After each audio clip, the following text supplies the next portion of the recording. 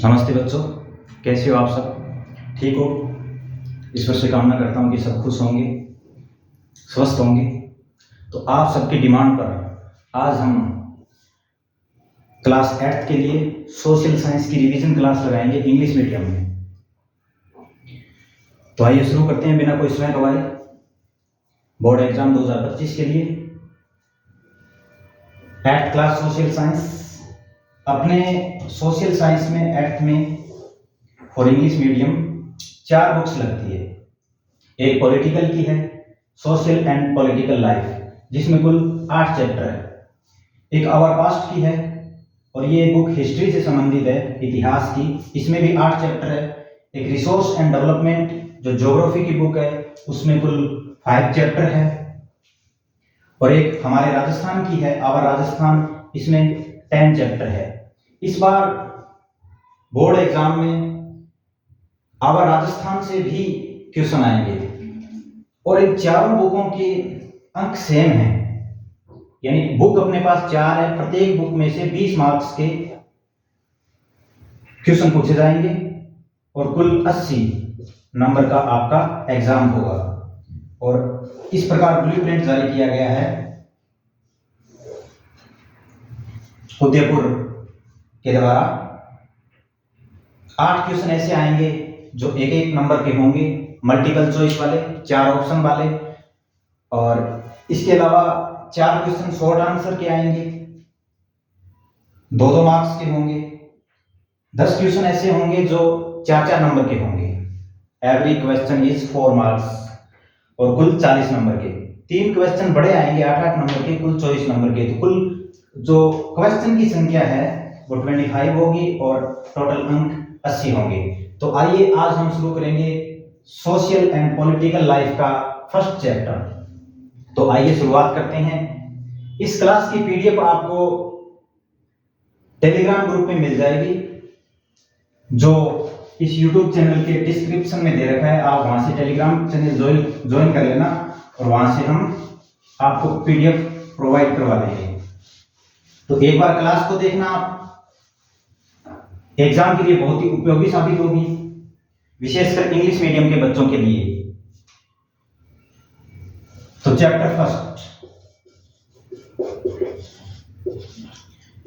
Social and political life का chapter first है, वो है द इंडियन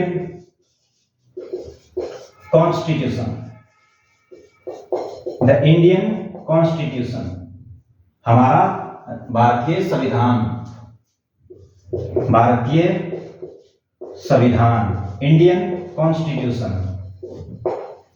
सबसे पहले तो ब्लूप्रिंट की बात करते हैं। तो ब्लूप्रिंट में दे रखा है कि ये जो लेसन है, चैप्टर है, वो 4 नंबर का है और 4 नंबर का है और केवल एक ही प्रश्न इसमें पूछा जाएगा, क्योंकि 10 क्वेश्चनों की संख्या ऐसी है, 10 क्वेश्चन जो 4-4 नंबर के होंगे। तो इसमें से 4 नंबर का एक क्वेश्चन पूछा जाएगा। तो उस हिसाब से, ब्लूप्रिंट के हिसाब से ही हम तैयारी करेंगे। हालांकि हम रिवीजन क्लासेज है, पूरी बुक नहीं पढ़ेंगे, लेकिन छोड़ेंगे कुछ भी नहीं, एग्जाम में प्रश्न बाहर नहीं जाएगा। तो सबसे पहले इंडियन कॉन्स्टिट्यूशन, थोड़ी बेसिक जानकारी जो आपकी बुक में दे रखी है उनको कवर करते हैं। Indian constitution,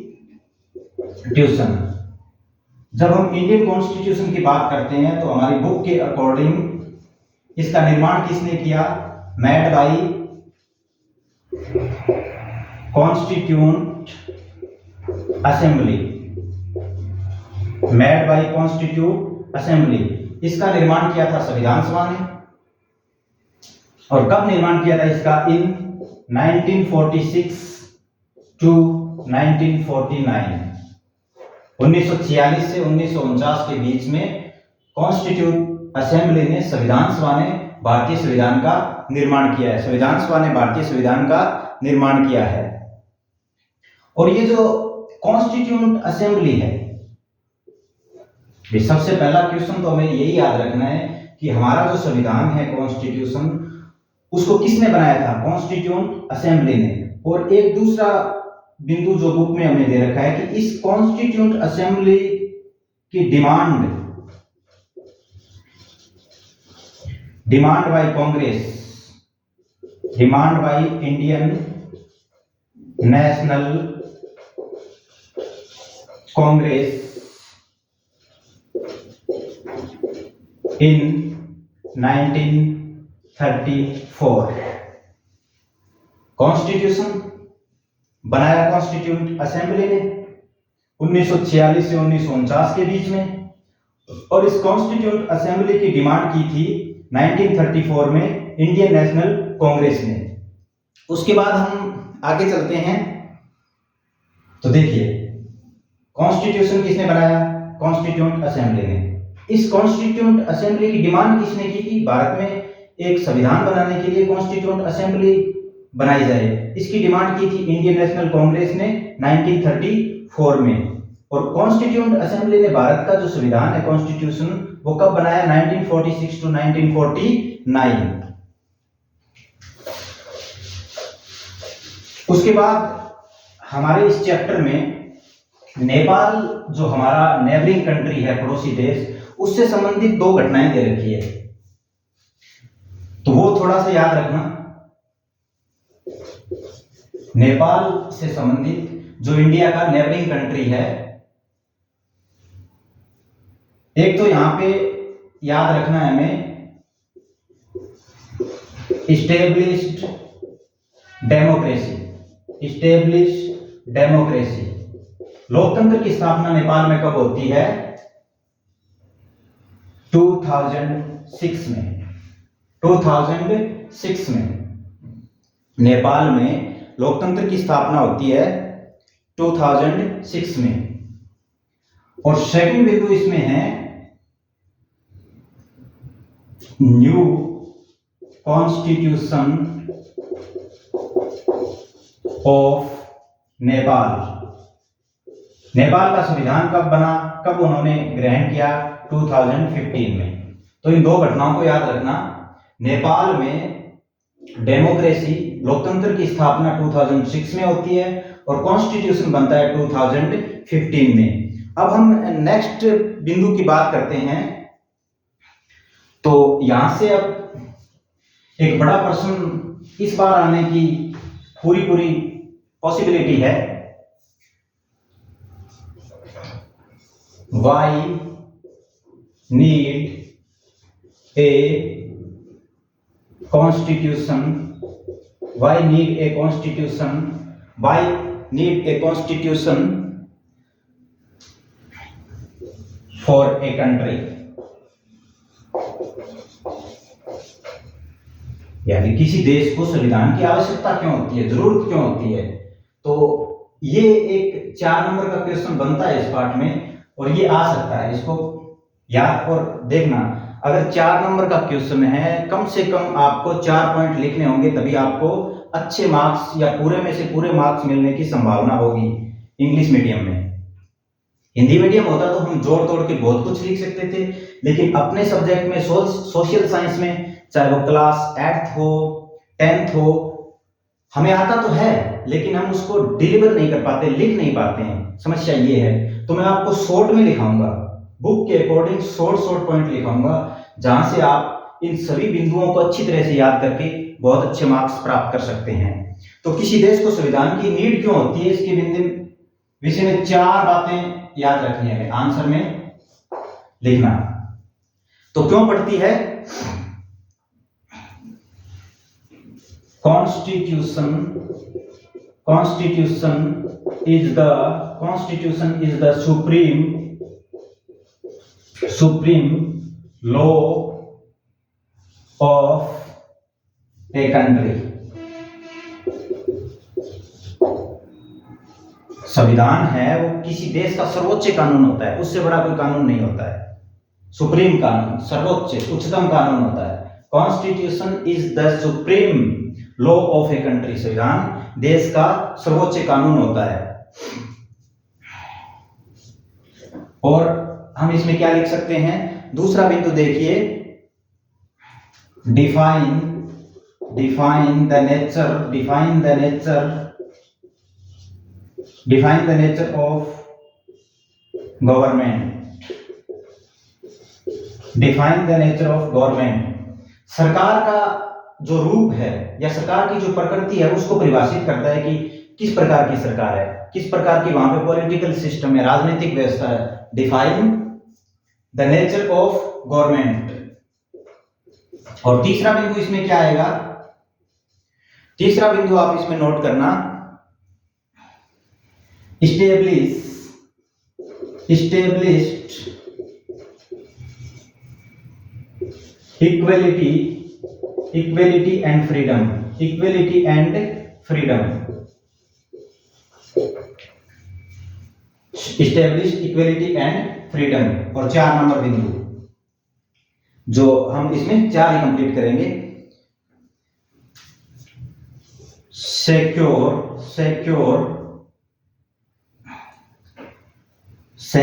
of minority rights. तो फिर से देखिए, आप वीडियो को बीच में रोक के नोट्स बना सकते हैं, उसका बार बार रिवाइज कर सकते हैं या वीडियो को बार बार देख सकते हैं ताकि याद हो जाए। तो किसी कंट्री को कॉन्स्टिट्यूशन की नीड इसलिए होती है, पहला बिंदु, constitution is the supreme law of a country. संविधान सुप्रीम लॉ होता है और ये गवर्नमेंट का नेचर डिफाइन करता है और किसकी स्थापना करता है, एस्टेब्लिश्ड इक्वलिटी एंड फ्रीडम, समानता और स्वतंत्रता की। और जो माइनॉरिटी का मतलब होता है अल्पसंख्यक, जो संख्या में कम है, उनके अधिकारों की रक्षा भी कौन करता है, संविधान। उनके अधिकारों की रक्षा भी कौन करता है, संविधान। अब पहले ये एक क्वेश्चन तो कंप्लीट हो गया। अब इसमें मुख्य क्वेश्चन एक और है, जो इंडियन कॉन्स्टिट्यूशन है उसकी मुख्य विशेषताएं क्या है, इंडियन कॉन्स्टिट्यूशन की मुख्य विशेषताएं क्या है। Right the key features of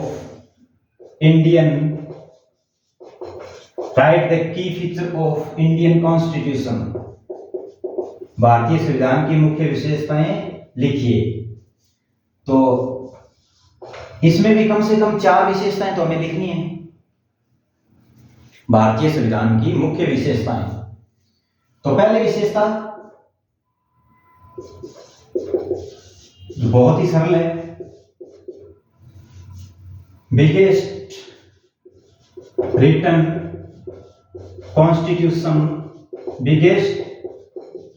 constitution in the world. विश्व का सबसे बड़ा लिखित संविधान है हमारे देश का संविधान। हमारे देश का कॉन्स्टिट्यूशन विश्व के सभी देशों में सबसे बड़ा है, biggest written constitution in the world. Second, federalism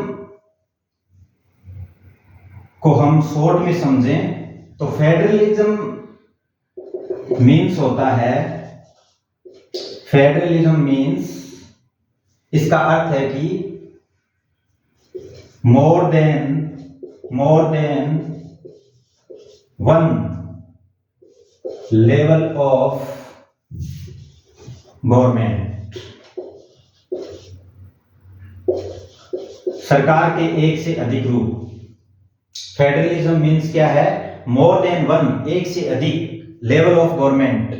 तो हमारे देश में सरकार के कितने स्तर है आइए देखते हैं। इन इंडिया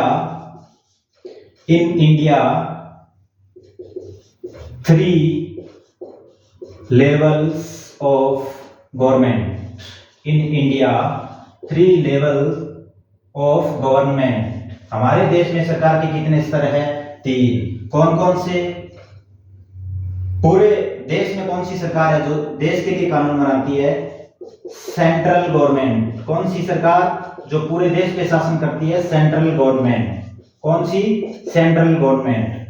और प्रत्येक स्टेट की अलग अलग है, स्टेट गवर्नमेंट। और एक अपनी होती है स्थानीय सरकार, लोकल गवर्नमेंट। कौन सी गवर्नमेंट, लोकल गवर्नमेंट। जैसे अपने पंचायत की सरकार, पंचायत समिति की सरकार, जिला परिषद और शहरी क्षेत्रों में नगर पालिका, नगर परिषद, नगर निगम। तो इंडियन कॉन्स्टिट्यूशन की दो विशेषताएं होगी। अब हम थर्ड विशेषता की ओर चलते हैं। आप वीडियो को बार बार देखना और बीच में रोक के नोट्स जरूर बनाना, और नोट्स टेलीग्राम ग्रुप ज्वाइन कर लेना, जिसका लिंक इस वीडियो के डिस्क्रिप्शन में आपको मिल जाएगा, वहां पीडीएफ में मिल जाएगी। नहीं तो आप अगर हाथ से खुद नोट्स बनाओगे तो ज्यादा बेटर रहेगा, क्योंकि जब तक आप खुद कुछ नहीं करोगे तो कुछ नहीं होगा। आपको खुद ही करना होगा, खुद पढ़ना होगा, खुद नोट्स बनाने होंगे, ताकि आप क्या बार बार रिवाइज करोगे, बार बार लिखोगे तो स्पेलिंग मिस्टेक नहीं होगी, याद भी होंगे, सब चीजें होंगी। अब हम तीसरी विशेषता की बात करते हैं, सेकुलरिज्म, धर्मनिरपेक्षता। It means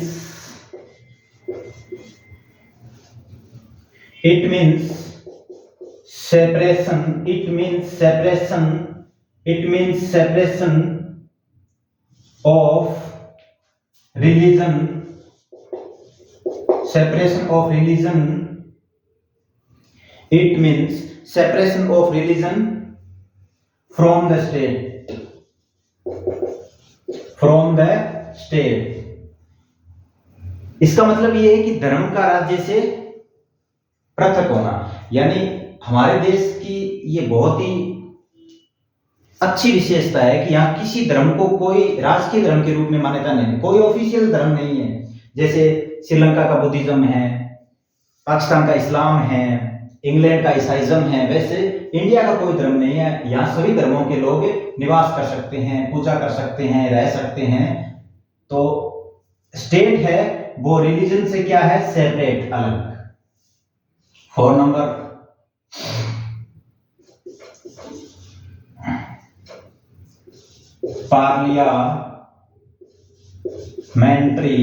parliamentary form of government,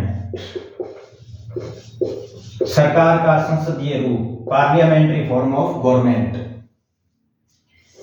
ये जो पार्लियामेंट है, इसके जो मेंबर होते हैं उनको हम किस नाम से जानते हैं, MP. MP means member of parliament, member of parliament, member of parliament. और ये जो पार्लियामेंट के मेंबर होते हैं, इलेक्टेड बाय पीपल, लोगों के द्वारा चुने जाते हैं, फिर संसद में जाते हैं। तो हमारे क्या होते हैं, रिप्रेजेंटेटिव, हमारे प्रतिनिधि। तो दो बातें तो इसमें ये याद रखनी है, मेंबर इसके एमपी कहलाते हैं, मेंबर ऑफ पार्लियामेंट, और लोगों के द्वारा चुने जाते हैं। उसके बाद इसमें हम एक चीज लिख सकते हैं, इस पार्लियामेंट का डायग्राम बना देना, बहुत ही शानदार आंसर होगा आपका, इफेक्टिव आंसर होगा। इधर आप लिखना पार्लियामेंट, और पार्लियामेंट किन किन से मिलकर बनती है। तो पार्लियामेंट में एक तो होता है house of people, house of people यानी कि लोकसभा, और दूसरा council, council of state, council of state, Rajya Sabha, और तीसरा कौन होता है पार्लियामेंट में, प्रेसिडेंट। प्रेसिडेंट मींस राष्ट्रपति, प्रेसिडेंट मींस राष्ट्रपति। तो पार्लियामेंट 3 से मिलकर बनती है, house of people, council of state और प्रेसिडेंट। अब ये हमारी चौथी विशेषता थी। अब हम पांचवी विशेषता की बात करते हैं संविधान की।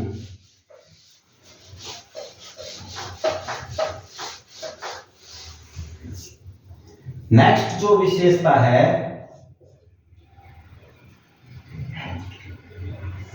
Universal, universal,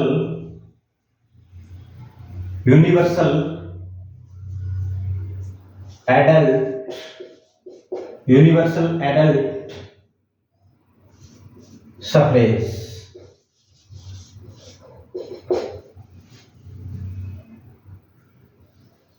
to all citizen age of 18 and above। 18 वर्ष से या तो कोई भारत का नागरिक जिनकी आयु 18 वर्ष हो चुकी है या 18 वर्ष से ऊपर है, उन सभी को सार्वभौमिक वयस्क मताधिकार, वोट का अधिकार है। या आप अगर कुछ भी याद नहीं आए तो आप इतना तो याद रख ही सकते हो, right to vote, right to vote. अब दो विशेषताएं बच गई और जहां से क्वेश्चन पूछा जा सकता है, जहां से क्वेश्चन पूछा जा सकता है उसको हम नोट करते हैं। छठी,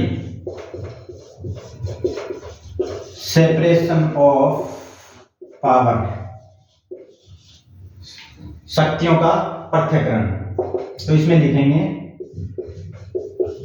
separation of power, separation of power between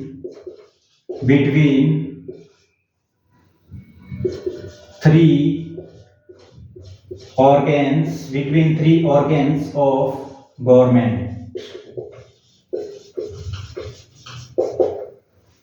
तो सरकार के जो तीन अंग है, तीन एलिमेंट है, उनके बीच में शक्तियों का क्या है, पृथक्करण। इसका भी एक हम पार्लियामेंट की तरह अच्छा सा डायग्राम बनाएंगे ताकि ये प्रश्न आता है आप एज इट इज इसको लिखना, अच्छे मार्क्स मिलेंगे। तो यहां लिखना गवर्नमेंट,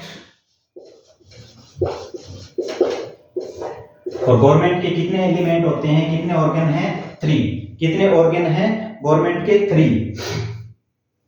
पहला है एग्जीक्यूटिव यानी कार्यपालिका। दूसरा है लेजिस्लेचर यानी व्यवस्थापिका। और तीसरा है जुडिशियरी न्यायपालिका।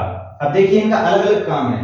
लेजिस्लेचर पार्लियामेंट को एक प्रकार से बोलते हैं, व्यवस्थापिका को बोलते हैं, और इसका जो मुख्य काम होता है वो होता है कानून का निर्माण करना, मेकिंग लॉ। और ये जो एग्जीक्यूटिव है लेजिस्लेचर द्वारा बनाए गए जो कानून है उनका इंप्लीमेंट करती है, इंप्लीमेंट लॉ। और इसने कानून बना दिया, इस लेजिस्लेचर ने, एग्जीक्यूटिव ने उसको लागू कर दिया, इंप्लीमेंट कर दिया। अब कानून सही है या नहीं है, इसकी जांच कौन करता है, न्यायपालिका। क्या करती है, जस्टिस, न्याय। अब एक बहुत ही महत्वपूर्ण विशेषता बच गई जहां से सीधा सीधा क्वेश्चन भी पूछा जा सकता है, बीच में से भी आ सकता है, वो है फंडामेंटल राइट।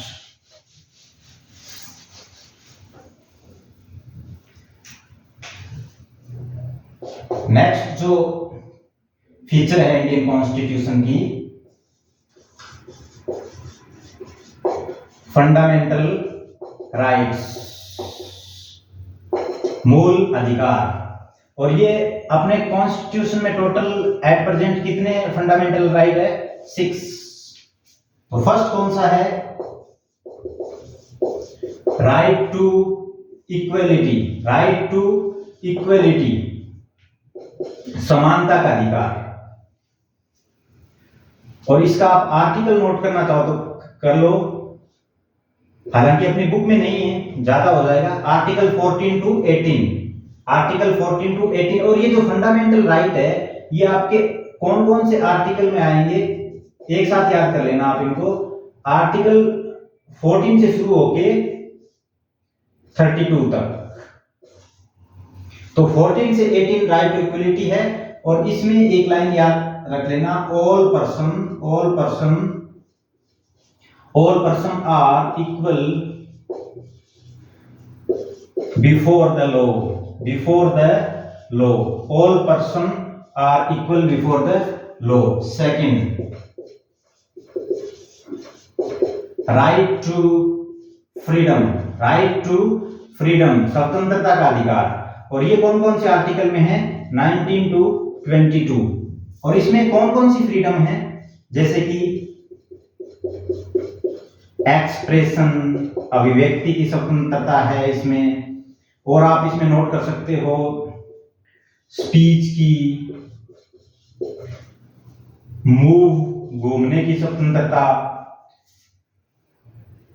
इसके अलावा ऑक्यूपेशन की स्वतंत्रता, कोई भी व्यवसाय करने की स्वतंत्रता, ये आप एग्जाम्पल में लिख सकते हो।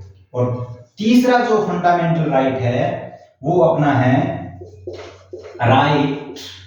Right against exploitation, right against exploitation,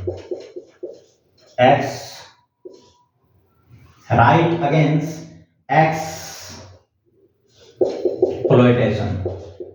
शोषण के विरुद्ध अधिकार, शोषण के विरुद्ध अधिकार। और इसमें क्या लिखा गया है, employment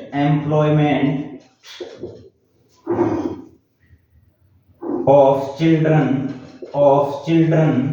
employment of children under the age of 14 years, 14 साल से कम उम्र के बच्चों को काम पर लगाया जाना क्या है, कानूनी अपराध है। तो तीन हो गए, तीन फंडामेंटल राइट अपने पास और बचे हुए हैं। फोर्थ कौन सा है बताओ?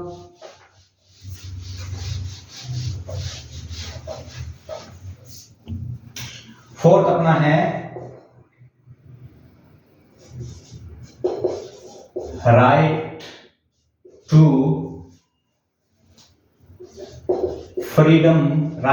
फ्रीडम ऑफ रिलीजन, धर्म की स्वतंत्रता का अधिकार, धर्म की स्वतंत्रता का अधिकार।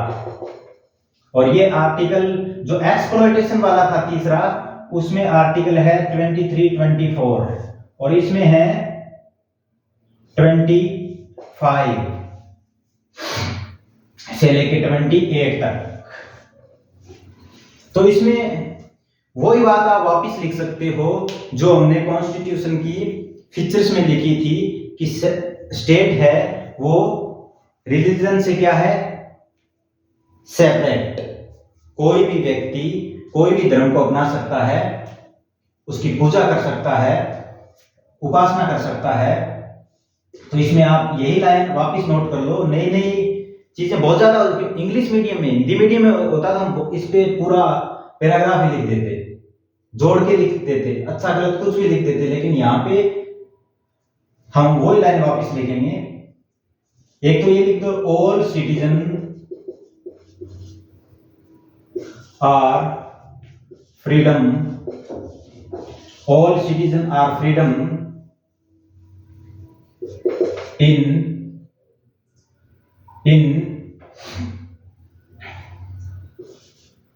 religion। और दूसरा आप इसमें वही line, state is the separation from religion।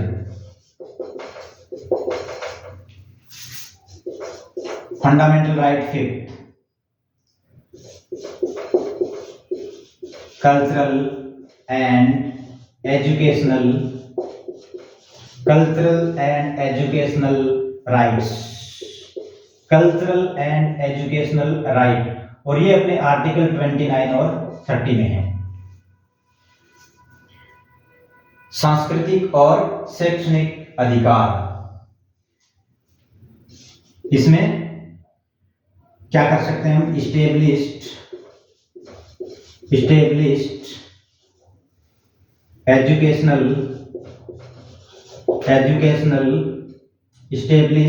Educational institute,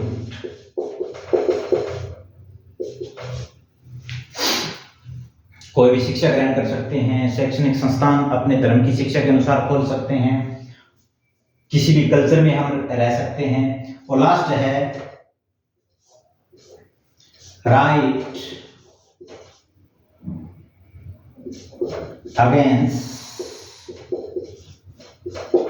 against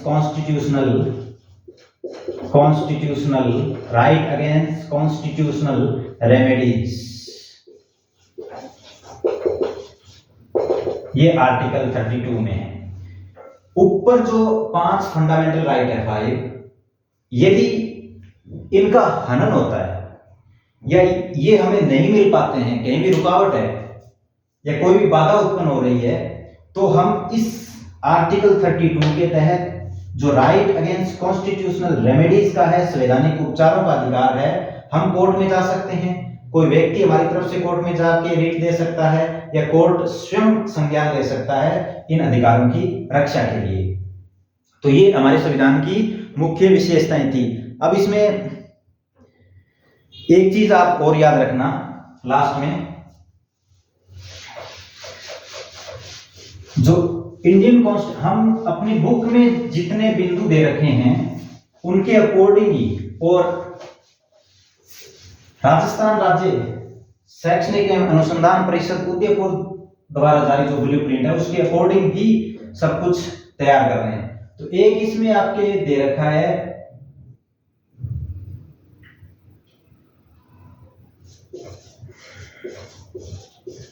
Baba Saheb doctor B.R.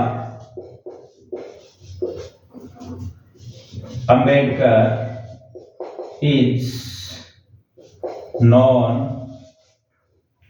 as the father of Indian Constitution.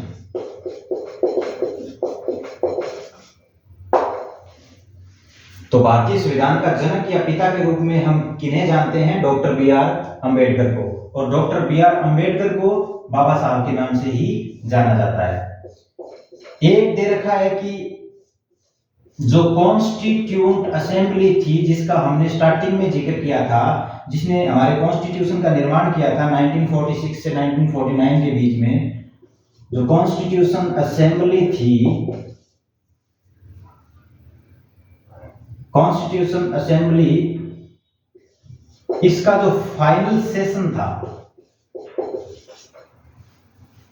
अंतिम जो सत्र, इसकी अंतिम बैठक जो हुई थी वो कौन सी डेट को हुई थी? ये डायग्राम बना के दे रखा है बुक में, 24 जनवरी 1950 को, 24 जनवरी 1950 को। इसमें सभी मेंबर्स अपने अपने हस्ताक्षर करते हैं, और इसमें दो तीन चीजें वहां पे दे रखी है कि उस समय कौन कौन मिनिस्टर थे उनके बारे में दे रखा है, तो उनको भी अगर हम थोड़ा सा देख लें, अगर कहीं ब्लूप्रिंट से हटकर कोई छोटा क्वेश्चन आ जाए और हम उसको ना करें तो ये भी अच्छी बात नहीं है। तो चलिए दो तीन हैं उनको हम नोट कर लेते हैं। तो इसकी अंतिम बैठक हमने नोट कर ली कॉन्स्टिट्यूशन असेंबली की 24 जनवरी 1950 को हुई थी। तो इसमें आगे दे रखा है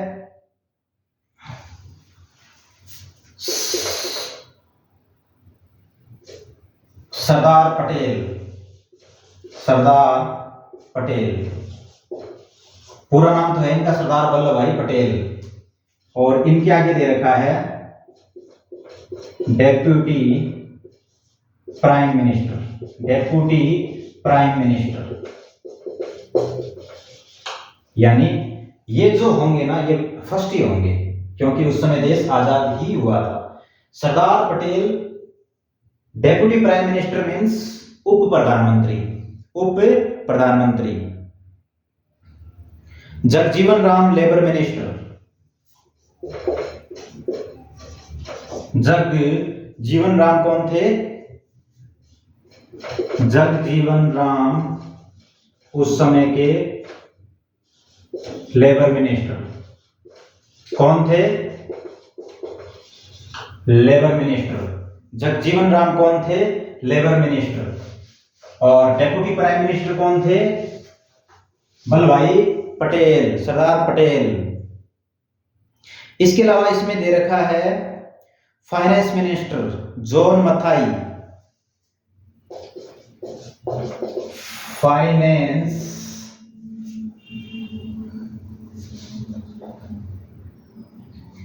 कौन सा मिनिस्टर? फाइनेंस मिनिस्टर, वित्त मंत्री। कौन थे? ये उनके नाम हैं जिन्होंने कॉन्स्टिट्यूट असेंबली में साइन किए थे और हमारी बुक में दे रखे हैं। जैसे डेप्यूटी प्राइम मिनिस्टर उस समय सरदार पटेल, लेबर मिनिस्टर श्रम मंत्री या मजदूर मंत्री जगजीवन राम फाइनेंस मिनिस्टर, वित्त मंत्री जॉन मथाई, जॉन मथाई। इसके अलावा इसमें दे रखा है हेल्थ मिनिस्टर राजकुमारी अमृत कौर, स्वास्थ्य मंत्री, हेल्थ मिनिस्टर, स्वास्थ्य मंत्री राजकुमारी अमृत कौर, राजकुमारी अमृत कौर। इसके अलावा दे रखा है इसमें कोई खास नाम से संबोधित नहीं है, तो हमें इतने जरूर याद रखने हैं। एक दौलताराम नाम से दे रखा है Jairam Das Daulatram, food and agriculture minister, food and agriculture minister. Food and agriculture minister कौन है? जयराम दौलताराम, जयराम दास दौलताराम, जयराम दास दौलताराम।